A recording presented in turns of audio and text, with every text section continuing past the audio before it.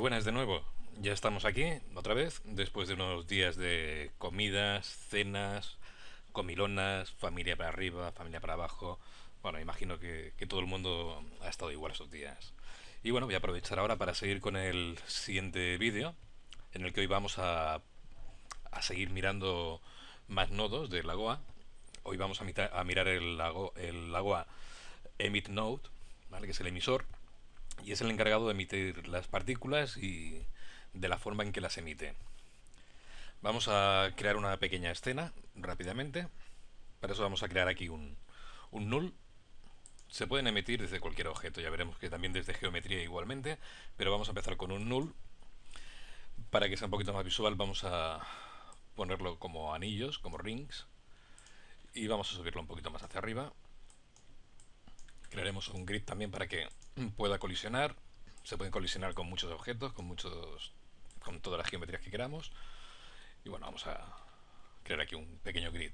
Entonces vamos a crear un emisor básico, ¿vale? Recordar que el orden en que se seleccionan los objetos es importante, ¿vale? El primero que selecciono es el emisor y el segundo es la colisión.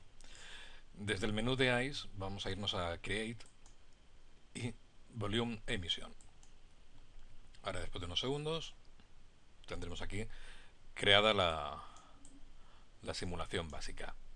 ¿Vale? Si reproducimos, pues vemos que va a reproducir una serie de partículas que colisionan contra el suelo. Bien, entonces vamos a ver cómo funcionan estos emisores.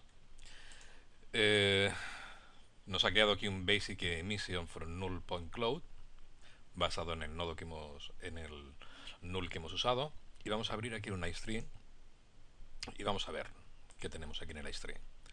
Vamos a refrescarlo. Y aquí tenemos el iStream básico y el nodo del que vamos a hablar ahora, el Lagoa Emit Grid, que recibe una entrada, que es el getNull, que como ya vimos en el vídeo anterior, es con el que le decimos qué objeto va a emitir las partículas. Entonces vamos a abrir el Lagoa Emit Grid y vamos a ver qué contiene aquí. Nos encontramos en primer lugar el primero de ellos. Obviamente tenemos aquí un enable para activar o desactivar, pero en principio vamos a seguir ya con los siguientes. Tenemos el Element Generation y nos encontramos con su primer parámetro, que es Resolution per Unit. Es uno de los que más importancia van a tener para conseguir pues una simulación de calidad. Así que lo ajustaremos varias veces hasta encontrar el punto. Aquí no se controla cuántas partículas se emiten por segundo. ¿Vale? No es la fórmula que usa la GOA. Aquí hace referencia a una unidad de resolución basada en una densidad de partículas. Si ponemos el valor 1, no tiene por qué emitir una partícula. Vamos a verlo un momentito, a ver cómo se comporta esto. Vamos a ponerle un sombreado para que sea un poquito mejor. Vamos a ampliar y vamos a darle aquí para bloquear esta página de propiedades y no se nos cierre. En principio nos viene por defecto 0,25, pero vamos a empezar con un valor 1. Vale. Vamos a darle al play y vemos que nos emite una partícula. Vale, pero en principio este 1 no quiere decir que se vaya a emitir una partícula, simplemente se basan en el tamaño del emisor, ¿vale? Y no puede emitir partículas mayores de una unidad de Softimage. Para que tengáis una referencia, Softimage usa unidades de Softimage, no son ni centímetros, ni milímetros, ni kilómetros, ni metros, pero una unidad de Softimage está adoptado ya que sean 10 centímetros. O sea que tendremos ahí una buena referencia para que tengamos una idea de cómo crear las escalas de las simulaciones, ¿vale? No es lo mismo vaciar un vaso de cerveza que vaciar un barril, ¿vale? Tamaños muy diferentes. Nos vamos a encontrar, por ejemplo, si yo ahora hago más grande este emisor, vamos a abrir sus propiedades, vamos a ponerle que tenga un valor de 2. ¿Vale? Ahora tenemos uno muchísimo más grande y vamos a repetir la simulación y vemos aquí que nos emite 8 partículas. Y como vemos, vamos a dejarlo otra vez en el valor de 1. Repetimos. El valor que tenemos aquí en resolución por unidad, a valores más grandes, vamos a tener menos partículas y una simulación un poquito más rápida. Esto nos vendrá muy bien pues a nivel de hacer pruebas. A valores más pequeños, partículas más pequeñas y más precisa la simulación. O sea que esto va a hacer referencia siempre a la calidad de la simulación. Si lo pongo en 0,4, vamos a ver que las partículas son más pequeñitas. Si lo ponemos a 0,25, que es el que viene por defecto, vemos que son más pequeñitas también. Así que tendremos en cuenta que a valores más pequeños, más partículas, más precisión. Después tenemos el Max Cells, que este mejor ni tocarlo y dejarlo tal y como está. Si no queremos aquí que se nos vuelva loco la GOA. Se refiere a cuántas celdas se van a crear. Las celdas son la cantidad de subdivisiones en las que se dividirán las partículas. Por defecto son 1.000.000. Usa el resolution per unit para calcularlo, así que con un valor de 0,01 crea 1.000.000 de celdas o subdivisiones. Lo vamos a dejar tal cual, normalmente esto no hace falta ni tocarlo.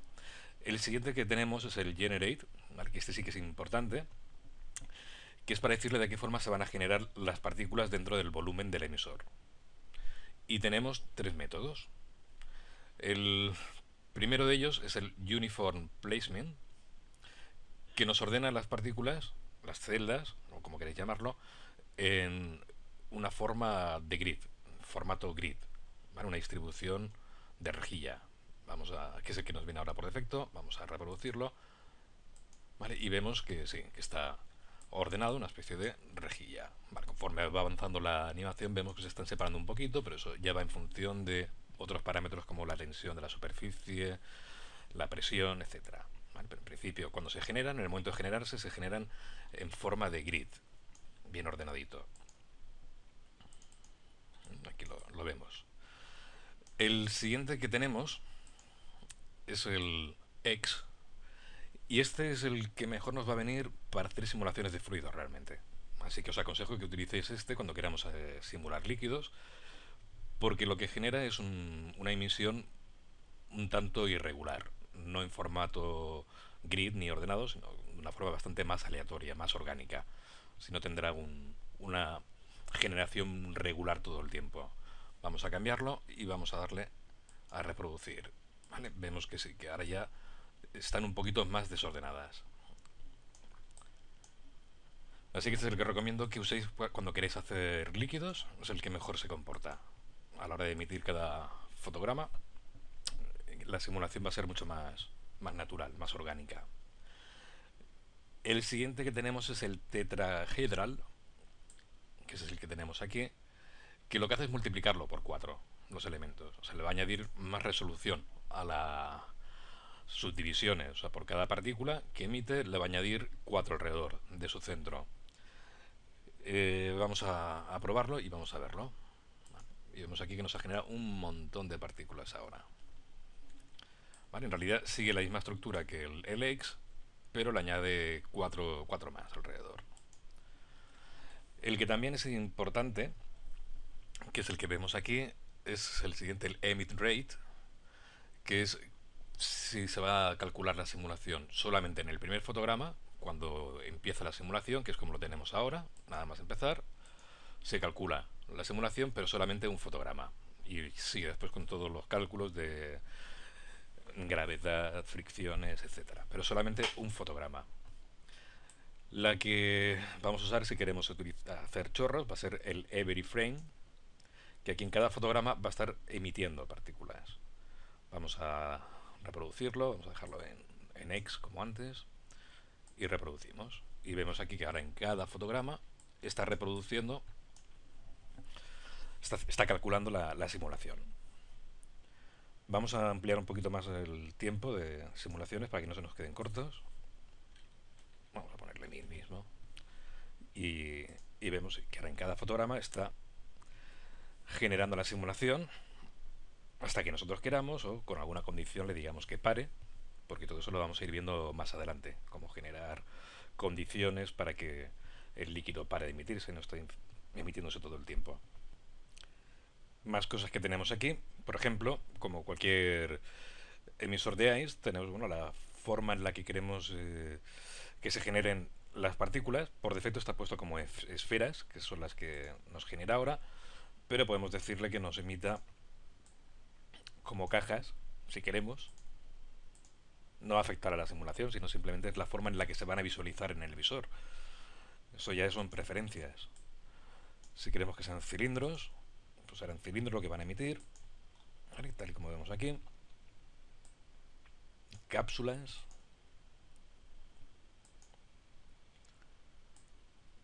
Conos. Así que esto ya es algo opcional. Ya no tiene ningún efecto sobre la simulación, ni afecta, simplemente es a nivel referencia visual. Podemos cambiarle el color, si no nos apetece ese color, pues podemos ponerle diferente color y que los emita diferente color. Yo siempre utilizo las esferas, que son las que con las que estoy acostumbrado, pero que ya has comentado que no tiene ningún efecto.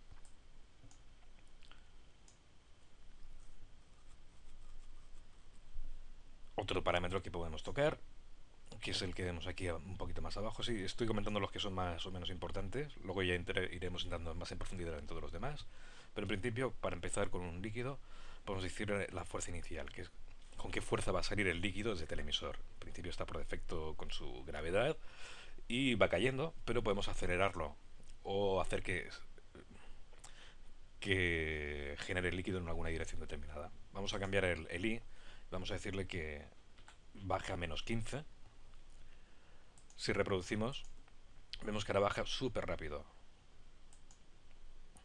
Podemos poner un valor positivo y veremos que irá hacia arriba y luego caerá. Vamos a ponerle 15 positivo. Le damos a reproducir y bueno, y aquí nos crea un chorro de una fuente, más o menos. Bueno, o sea que tenemos diferentes formas de hacer generar el líquido, en la dirección en la que va a caer. Podemos añadirle otra dirección, como hemos hecho antes, menos 15, pero vamos a decirle que en X también, unos 20. Y al generar la simulación vemos que cae al infinito hacia el lado. Vamos a ponerle un poquito menos, 10. Y vemos que colisiona y cae. Así que esos son los parámetros básicos que podemos utilizar en un emisor. En el siguiente capítulo, lo vamos a dejar aquí por hoy, en el siguiente capítulo vamos a seguir mirando más nodos. Nos centraremos en las fuerzas del agua, miraremos la gravedad, el viento, todas las fricciones, todo lo que podemos hacer para generar animaciones y simulaciones bien a nuestro aire, hacer nuestras coreografías. Y bueno, hasta aquí el tutorial de hoy y espero que os haya gustado. Como he comentado siempre, hacer comentarios y yo siempre que podré os voy a contestar. Muchas gracias y hasta la próxima y pasar buenas fiestas, ser buenos todos y todas. Hasta la próxima.